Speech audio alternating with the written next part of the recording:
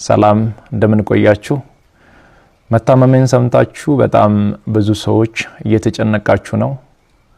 መታመሜን የነገርኳችሁ እንድትጨነቁ ፈልጌ ሳይሆን እንድትጸልዩልኝ ስለሚፈልግ ነው።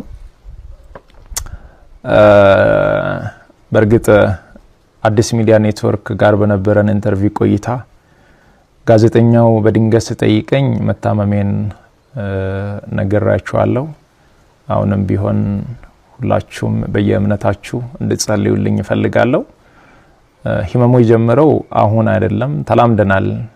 ዛሬ 1 አመት ከ5 ወር አካባቢ የሚሆን ይመስለኛል።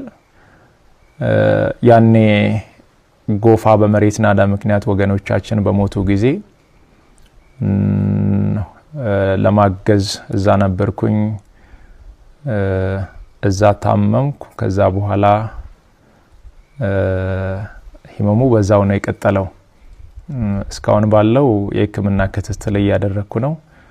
ቀጣይ ያለው የህክምና ሁኔታ በቅርቡ ከሀገር ውጪ ሄጄ በቂ ህክምና አደርጋለሁ።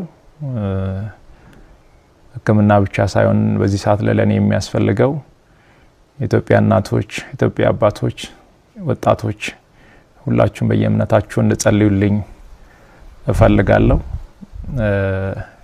እኔ ወደ ህክምናው እስከሚሄድ ድረስ የታመሙ